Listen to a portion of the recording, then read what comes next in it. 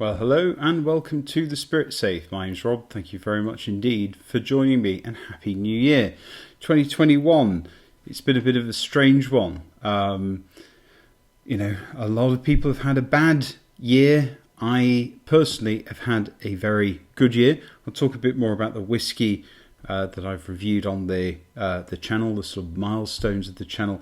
But I've had some personal successes this year that I just want to reflect on. I'm counting my blessings as I move into 2022. I started to focus a bit more on my health, and I lost quite a bit of weight, about 3 stone, 40 pounds, which I was happy with. So that was a big achievement. My wife and I bought our first house, so we're moving at the end of January next year. And 12 years after qualifying as a lawyer in England, I passed the barrister and solicitor exam in British Columbia. That's something that's taken a lot of study, a lot of work. So I've not had a bad 2021. I'm conscious that a lot of people have. It hasn't been perfect. I haven't been able to go away, haven't been able to visit family, none of whom are getting any younger. So it has had its difficulties personally, but it's had its successes as well. So I am, in some ways, glad to see the back of this year, but I've tried to make the most of it anyway. In terms of the channel, I started with the Glenfarclas vertical. I did the 8, 10 and 12, as well as the 105 cask strength. Continued the Glenfarclas, the Glengoyne vertical, 18 and 21, which followed the 10 and 12 in previous years. I did the 80th Scotch Whisky Distillery, malt whisky distillery that I've reviewed on the channel, Ailsa Bay. I was hoping to get to 85. Unfortunately, that won't happen. I will pass 85 malt distilleries reviewed next year, I think. There has been a big focus on Scotch single malts, only one blended malt, but it's been single malts mainly. And I've reviewed quite a variety of single malts from different Scottish distilleries: Glenfarclas, Springbank, Glengoyne, Ailsa Bay, Tullibardine, Kilchoman, Jura, less said about that the better, Glenmorangie, Laphroaig, Glendronach, Balblair and Edredar. So quite a few, and I've always tried to do a variety of Scotch single malts. Done a couple from distilleries that we haven't seen for a while, particularly Laphroaig, Kilchoman and Edredar. So those are distilleries.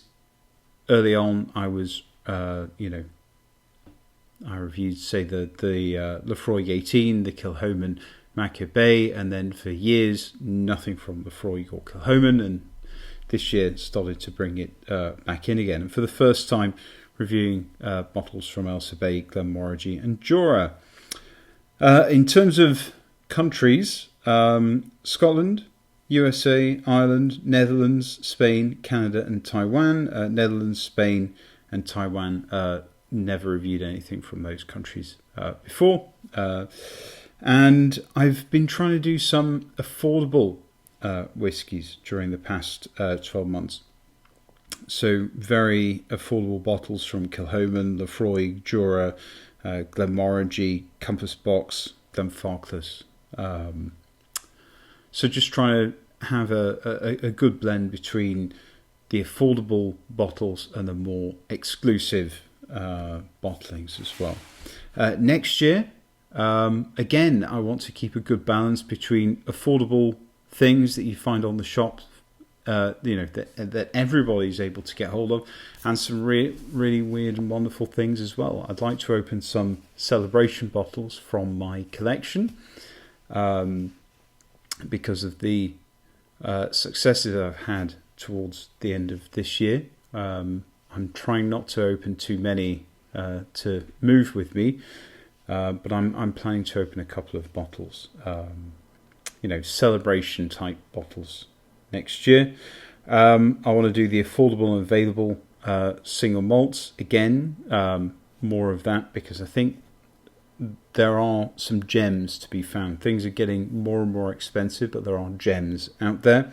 I would like to get to the 85th malt distillery, and if I get to the UK next year, which I hope I do, I'll have some bottles from very unusual countries. I mean, you would not imagine that they would make whiskey in these countries. Also some rare and valuable bottles and stuff from new and very hard to find distilleries as well. So I've got to say, for a pick of the year, almost everything I bought last year was worth buying for the price that I paid for. I think let's talk about two picks of the year. The first, an affordable pick, would be the Kilchoman Sannig.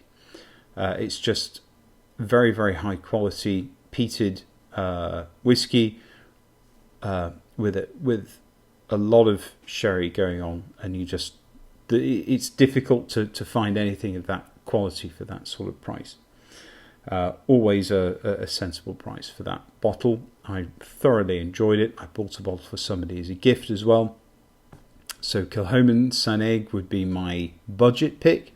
And my more rare pick of the year would be this Kavalan Solist cask strength single sherry cask whiskey from Taiwan. I'm really hoping to do some more Kavalan bottlings because I think they are excellent. So, thank you very much for supporting the channel. I know it's not the biggest whiskey channel. It never will be. I don't measure its success in the number of likes or subscribers.